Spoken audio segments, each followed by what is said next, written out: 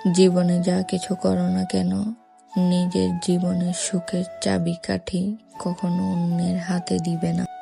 কখনো কারো উপর এত নির্ভরশীল হবে না যে তাদের সামান্য অবহেলাতে তোমার মন খারাপ হয়ে যায়, বিশেষ করে মানসিকভাবে। হাই এভরিওয়ান, আসসালামু আলাইকুম। সবাই কেমন আছেন? আলহামদুলিল্লাহ, আল্লাহর রহমতে আমিও খুব ভালো আছি। আমার সকালটা শুরু হয় এক কাপ চা দিয়ে। সকালে ঘুম থেকে উঠেই চা বানিয়ে নিয়েছিলাম। ফ্রিজে আগে নুডলস ছিল, ওগুলো গরম করে নিয়েছি, সাথে 2টা ডিম বয়েল করে নিয়েছিলাম।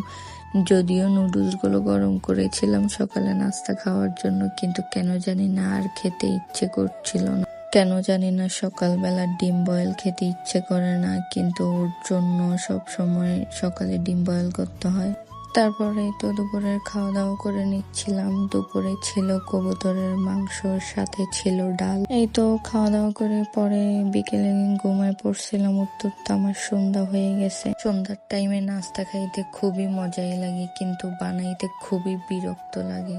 কিন্তু কি আর করবো, মনটা খালি খাই খাই করে, তাই নাস্তা বানাইতে হইল। এই তো সন্ধ্যার জন্য বানিয়ে নিচ্ছিলাম চিকেন মোমো। এই রেসিপিটা ছিল আমার বোন থেকে শেখা।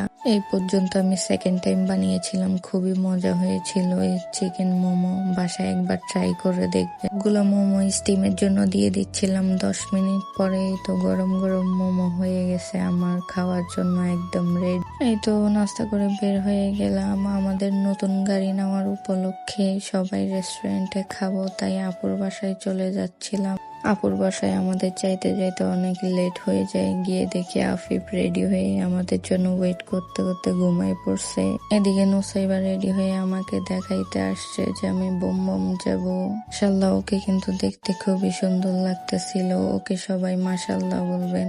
এই তো সবাই মিলে তারপর বের হয়ে গেলাম করাচি স্টার রেস্টুরেন্টে। এটা মূলত একটা পাকিস্তানি রেস্টুরেন্ট। এটা দুলাভাইয়ের আর আমার হাজবেন্ডের খুবই পছন্দ। এটার খাবার সবাই খুবই পছন্দ করে। আমাদের সাথে আরো একটা ফ্যামিলি ছিল। তো কিছুক্ষণ বসে থাকার পরে আমাদের খাবার দিয়ে দেয়। খাওয়া দাওয়া শেষ করে বাসায় চলে আসি। আজকের ভিডিওটা এই পর্যন্তই। সবাই ভালো থাকবেন। আল্লাহ হাফেজ। আসসালামু আলাইকুম। কথা হবে অন্য কোনো ভিডিওতে।